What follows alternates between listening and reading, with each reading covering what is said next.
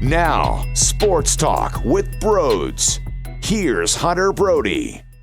What is going on, everyone? Welcome to Sports Talk with Broads. We are broadcasting live from the Manscaped Man Cave. Get 20% off and free shipping with the code BROD at manscaped.com. This basketball game was insane. Game 5, tremendous. I loved every single second of it. It was to the point where I had to get up. I was pacing back and forth in my basement because I couldn't comprehend what was going on in the last 3 minutes. My body was in full-on emotional roller coaster road to the point where I couldn't just sit down on my damn couch and experience the moment for what it was. I was too nervous. I don't even truly have a dog in the fight. Of course, I lean towards LeBron, but I said from the jump, I want to see fantastic basketball. Give me fantastic basketball. As much as I'm a LeBronsman, if they won in 4 or 5 games, it would have been a dud of an NBA Finals. I want LeBron to win at the end of the day, but I want excitement, and I got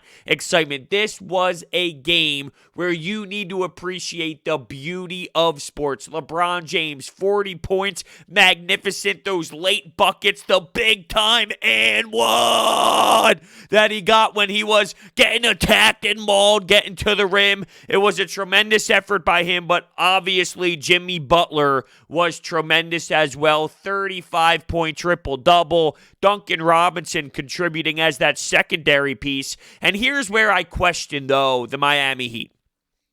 One, you saw how fatigued they really were. Jimmy Butler had nothing left. He left it all out there on the court, which I admire. But let's be realistic, that's going to play a factor down the road in this series because he was so beat up and he was so hurt just from leaving it all out there. And that's fine. I respect that, but it is a reality. But when Jimmy Butler had the triple-double previously in this series, one of the things I said was, it was awesome to see, but can Jimmy Butler consistently do that? That's how the Heat have to win. Jimmy Butler needs to consistently put together 35-point triple-double type of performances, 40-point triple-double type of performances. I just don't know, with 2 games left, that they need to win back-to-back to make it 3 straight, may I add. Can Jimmy Butler do that? And if Jimmy Butler does, let's say Jimmy Butler does provide a 35-point triple-double in the next 2 games, which would be nuts, but let's just throw out the hypothetical that does occur. Someone like Duncan Robinson needs to score 26. Other guys on the court also have to score a high amount. Someone that you normally don't rely on to that degree is going to have to step up insanely and almost drop 30-something points. It's a tough ask. Could it happen? Sure. Would it be awesome? I mean, come on. Who wouldn't want to see a game like you just saw in Game 5 2 more times? Of course I'm here for that moment. It just seems like such a far stretch, like it just seems so out there, so far. Can they really do that? At some point, the fatigue is going to settle in. When down 3-1, it's a tough ask. There's a reason why it seriously never happens. It happened one time with LeBron in Cleveland in the finals. There is a reason why it does not happen very often. Because it takes a lot out of you when you do fight back. But I'm intrigued, no doubt. Anthony Davis is having this foot issue now. You saw him hobbling late in the game. Is he going to be able to be good enough in Game 6? In Game 7? Game 6 is huge for the Lakers. Now, I'm not one of those who say, if they lose Game 6, that automatically means the Miami Heat are winning Game 7. No, it's not. Why would that mean that? Of course, that's not the truth. But Game 6 is big, and I just feel like LeBron being on the other side of this at one point, he understands how big Game 6 is. Now, it's not saying Game 6 isn't big, because nobody wants to go to Game 7 if you're up 3-1, but I don't write off the Lakers if that happens. I want to get to this whole conversation about LeBron James needed to take the shot at the end. You saw some ex-players saying it. Jay Williams, one of them, who I actually respect a lot, and he actually just joined Mike Gill and myself on 97.3 ESPN 2 days ago on Thursday to talk about the Doc Rivers hiring. He was hilarious. Awesome interview. But I thought that was ridiculous. The tweet he put out about how he had to take the shot, and social media after the game, that last possession saying LeBron James screwed up for passing it to Danny Green. Okay, look, there is this fascination and obsession with Michael Jordan, and everybody wants to tie that to LeBron James. Right or wrong, it sucks though because there are so many people out there who won't enjoy LeBron's game because they are so obsessed with, well, Michael Jordan's the best. Michael Jordan's the best. No one could be as good as him.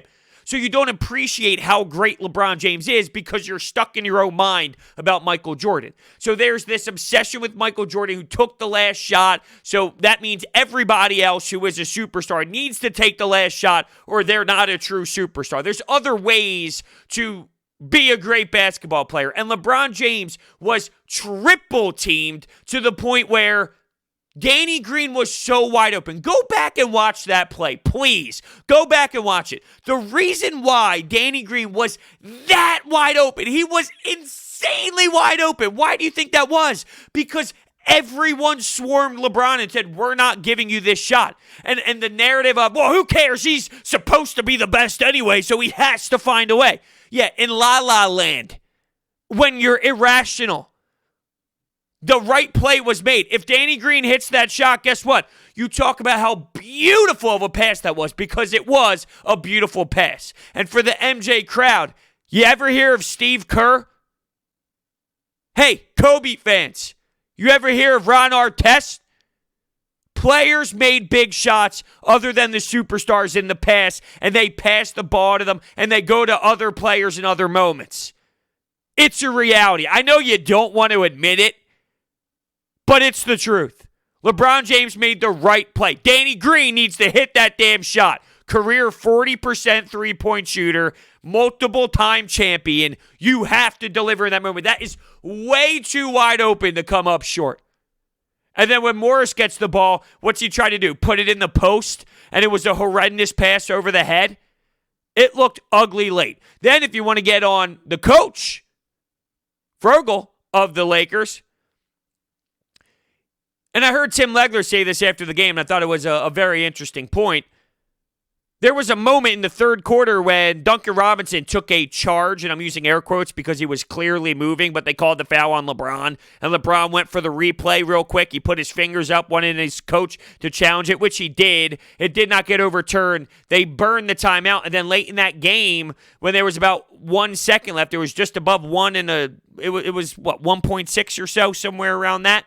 You could have had that extra timeout, which could have helped, or just down the stretch in general, it could have helped, and that costed the team a timeout off of a play that, realistically, I thought there was enough to call it a block because you can see him actually moving from left to right, but was it worth it in that moment to take a risk on the timeout? And that's when the question comes in. No support from the supporting cast of the Lakers, and heading into this series, a big topic. If LeBron and AD do their thing, who is going to step up? Who is it going to be? Who's going to be that guy that they can rely on? Well, some night it is Danny Green. Some nights it's KCP. Sometimes it's Kyle Kuzma. Some nights it's Rondo. You just didn't really have that supporting cast step up. You didn't have those bench players, those role players really help when needed. And I thought Anthony Davis had some tough times throughout that game, albeit he's fighting through an injury. I see it. You can see him hobbling around out there, although it does seem like he's falling on the court all series long and he's flying around doing whatever. His ass is always on the court, it feels. He's just physically going to the court every single damn play. It's kind of annoying, but you see him hopping around there. I didn't love some moments laid out of him, although he did have that play where he was right underneath the basket. The ball fell right in his hands. He put it up. There were some crazy plays late between Jimmy Butler and LeBron going back and forth. Clutch free throws being made, which was very important. And to see Jimmy Butler do it when he was that beat up, when he was that tired, when he had to lean over during a play when there was a foul called. He was out of bounds, like right underneath the basket to the left. He's hunched over, leaned over because he is so defeated physically, but he still goes to that free throw line. And that's normally when you see a shot come up short because your legs are tired. You see it hit the front of the rim, but he kept going to the free throw line, and I appreciate the living hell out of it. And with Jimmy Butler, I want him to stick it to the 76ers organization and say, screw you. I want to see that. So I'm here for Jimmy Butler succeeding. I think Jimmy Butler is just a phenomenal player. And when it comes to sports and why I love sports, the mentality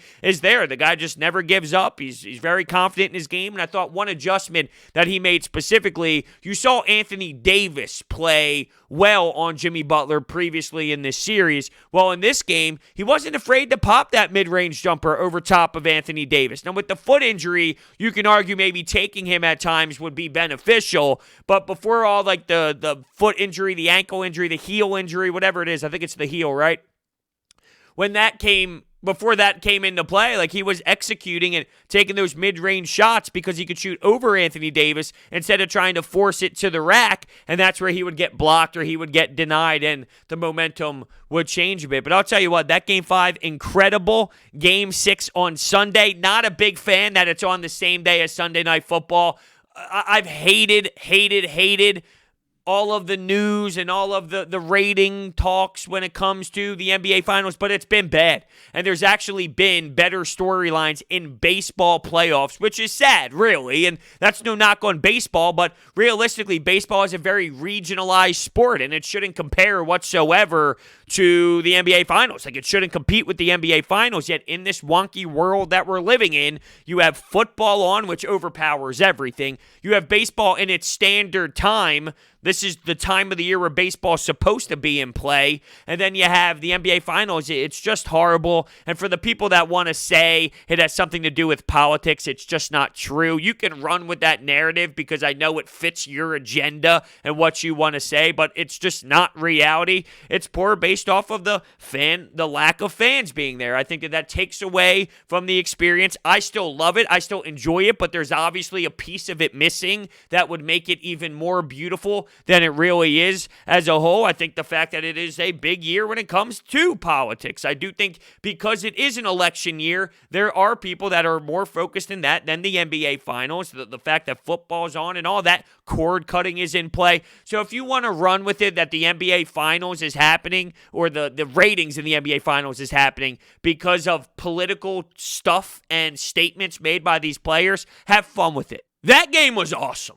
That game was full-on tremendous, and it's one of the reasons why we love sports. And I know it came down to a missed shot, so it does suck in that way, but the way these stars rise at the end, LeBron James, if they finish that out, see, that's one of the reasons why I would have liked to see him pull out. I want more basketball, so I'm not crying about it, but if the Lakers were able to pull this out in the Black Mamba jerseys and LeBron had a 40-point performance and he was that dominant, it just would have been one for the ages. I mean, that's what you want out of LeBron James when you're looking for historic moments in NBA Finals. That's the type of performance you look for early in the game. You had the Heat throw the first punch. They took a lead. They had a good lead. They were holding on to the lead. But because of LeBron James, that was the only reason why the Lakers were even in striking distance. He just held them in to striking distance throughout the first half, taking all these shots, the three-point shooting out of LeBron, not known to be a big-time three-point shooter. He can obviously hit threes,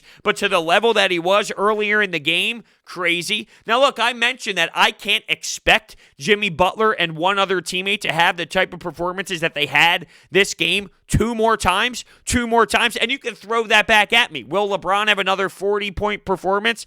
Maybe not, but if he gives you 28, 15, and 8, like that's a set of numbers that LeBron gives you, and you get a little more help from the supporting cast, I think that's still enough. You might not get this type of game out of LeBron the next two games, but I don't think it has to be to this degree for the Lakers to come out on top. Well, if the Heat have to come out on top, I think this is the road you need to go down, and it took a lot out of these players. It should take a lot out of the players. The Miami Heat should be falling asleep the second they walk into their hotel rooms. It should take that much effort. But sometimes that much effort runs out, and we'll see. Hey, adrenaline is in the mix. Character is in the mix. Who wants it more is in the mix. Although I'm not questioning how much LeBron wants it, but there are players on that Lakers team that need to be better. You need your role guys to help you out. And I would even expect more out of Anthony Davis as a whole. I was underwhelmed with Anthony Davis, even though you could look at that stat line afterwards and he was battling an injury.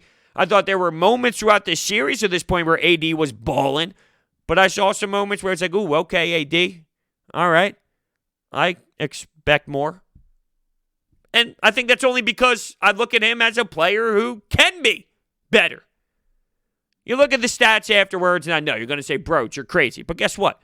I am crazy, and I'm not wrong. So I made a lot of cash on this game, though, utilizing so many different bets on it, player props, over-under. And I utilized BetQL to help me out. If you go to BetQL.com and use promo code BRODES20, you get 20% off of your first payment. And what BetQL provides? Full analysis for each game. Data, information, the trends. And the most important, it shows you where all the sharp money is headed. All the professional bettors. It breaks down the analytics and tells you where the pro sports bettors are putting down their money. And what do? It's simple. I just grasp that information. I take it in. I cash in on my DraftKings Sportsbook, and I make so much damn money. You should too. Promo code BRODES20 at BetQL.com for 20% off of your first payment.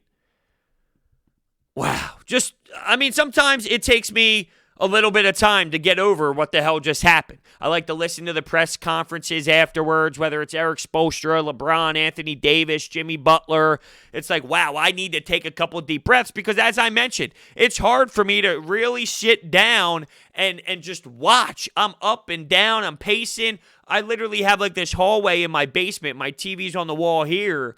I'm walking, pacing, going back towards the bar area when they're in a timeout where they're sitting with the coach drawing up the next play. The Lakers had a chance to win that game. And realistically, if you look at it this way, the Miami Heat dodged a bullet late.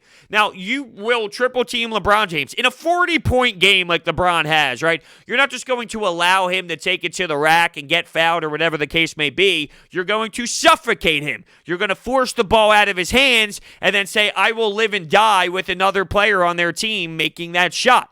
Luckily, Danny Green missed a legitimately a wide open shot that cannot be missed. And you look at Danny Green, while you could say he's been underwhelming in a Lakers uniform, he's a career 40% shooter who is a champion, who has championship type pedigree when it comes to his role.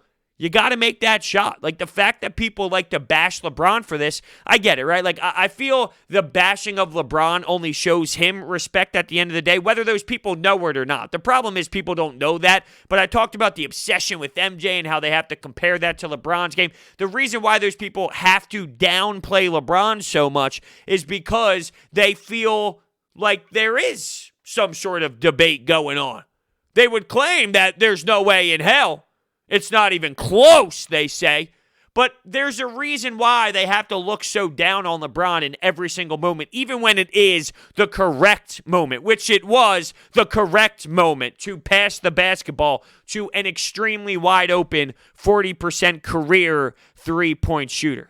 But they could feel the heat, no pun intended. These MJ people that, really crucify LeBron for every single moment. It's a shame that they can't just enjoy it. But I'm enjoying this series. I want a Game 6. Now, though, I talked about how the storylines have somewhat been boring. Now, it has intensified with this win. What's the deal with Dragic? You keep hearing Jimmy Butler say, we need 7 back when we get 7 back. Although, I don't know. I mean, what he went through looked pretty severe. And even if he did come back, would it be something like Anthony Davis late where he's barely on his foot and he's just hopping around down, trying to find his way up and down the court? It was a big loss for them. Dragic is a huge professional veteran that you can just rely on in big moments, and you can trust him to have the ball in his hands to make the proper play in big-time situations. Dragic is a big part of that team. Getting him back would change things for sure, especially if AD is definitely seriously hurt to the point where you can see the limitations. Like, if he's going, I don't expect him to be 100%. He's clearly battling the injury and pain. But if you can see how brutal the limitations are, that's where I think the Lakers can be in some serious trouble, because it's been LeBron and AD combined, and they needed that help of a bench piece. But without AD, if that is the case, if he can't play up to his standards, going to have to ask for a couple bench guys to step up. Is that something you can ask for 2 games? And speaking of some bench guys, let's go to the Miami Heat's bench. First off, they went 7 deep total. So they had their starting 5, and then they had 2 guys come off the bench all game. Iggy, who's 79 years old, he played 20 minutes. None was incredible off of the bench, scoring buckets, hitting threes. And I think that's another guy where you look at, okay, how can the Miami Heat duplicate this? And not only duplicate this, how do they do this 2 more times? Can they rely on none? And I don't want to knock the Miami Heat. I thought that they played tremendous. I just look at, okay, how can you win long-term against the Lakers to put them away when their backs are against the wall? And I just don't know if this is something that is sustainable. Now, each game has its own identity, and that is one of the reasons why the NBA Finals is so crazy. So this could have happened, but let's say next game, Bam Adebayo steps up and drops 30-something points, and Tyler Hero gets 30 points, and you go, what the hell just happened, right? So, I get it. Each game has its own identity. Different players steps up in different games, and it changes how it's all viewed. No game is the same, and because X happens, it doesn't mean that the next game X is going to happen again. I get it. I'm just looking at the recipe, right? Like the Miami Heat's recipe. What do they do to try and win the next game? Forget Game 7, right? I say, how do they do it the next 2? Forget it, because they got to win on Sunday in Game 6 before they can even have that conversation on how do they do it in Game 7. So let's look at Game 6. Like, can they duplicate this type of performance out of Jimmy Butler again after seeing how much effort it took him, while looking at how fatigued he truly was? At some point, you just run dry. You do. Like, I want to tie this to what happened to the Philadelphia Flyers this year in their playoff run. They played the New York Islanders. They were down 3-1. They forced a Game 7. And in Game 7, it looked like they had nothing left to give. And you're upset because it's like, damn, they lost Game 7 after battling back. But then you think about how they even got to Game 7, the amount of pressure on them, the amount of work you got to put in. Sometimes your body runs out. Your body runs out of that adrenaline, of that oomph that you need to maximize your talent. But we'll see. I mean, look, I keep saying we'll see, but it's reality, right? Like, you can't write this Miami Heat team off. That's the thing. The way I explained it was this team reminded me, heading into the NBA Finals, of the Washington Nationals when they won the World Series. They had that description of, it seemed legit. It looked like the team had flow, it had rhythm, it had that it factor. That Washington Nationals team, you watch them play. After struggling all season long, they make the playoffs, they have this epic run, and it looked like they were going to do it. You just felt like they were going to do it. But with this Heat team, there was really no explanation. They just looked like they had that type of momentum entering the series. Then 3-1 happened. Game 5, there should be a little bit more optimism. But if I'm a betting man, I just feel at some point human nature comes in when your backs are against the wall for so damn long. Majority of the time. That's a big key word here. Majority of the time. You run out of gas. Epic game. I can't get over it. As I'm recording this podcast now, I keep seeing the highlights replaying on ESPN. Right now, they're showing a clip of Anthony Davis grabbing the heel, LeBron James shaking his head. I can't get over that play by LeBron, though, in the fourth quarter, where he got the and one, taking it hard to the rack. It somehow went in. He was finding ways all over the place, whether it was getting rebounds after misses, putting them back up, but he showed his grown man strength in this league, and that's one of the reasons why that I harp that this is a grown man's league. It's different. It's just different. Although, while saying this, I do need to tip my cap to Jimmy Butler, because while I keep talking about his offensive game, shame on me, the guy who loves defense so much, the guy who plays pickup basketball at LA Fitness and on the streets, and I take damn charges, the guy that respects defense more than anything in this world, he was doing it on both sides. Both sides. On key players, in key moments, and he made it tough. He made it tough. Jimmy Butler had that dog defensively while putting up those type of numbers. It's a tough task. And I think that's why you saw him basically collapse of fatigue during the final stretch. Because it's not an easy task. But he did it. He did it. Can he do it 2 more times, though, to make it 3 in a row? That's the question we're all waiting to see the answer. And with that being said, thank you all so much for listening. This episode of Sports Talk with Broads is sponsored by Orbit Energy and Power. And with over 20 years of experience in the solar industry, they are home to your solar experts in both residential and commercial projects. They are dedicated to making sure that the job is completed easily and properly by using high-quality materials and trained professionals to get the job done right. Their solar program helps eliminate your electric bill completely. They also provide water purification systems, backup energy services, battery storage, and more. Make sure you check out their information down below. I am super stoked for Game 6. What's it at? 7:30. Eagles play at 1 o'clock. So that gives me some breathing room to get the Eagle stuff all done and dialed in. And then I'll be ready for that 7:30 game.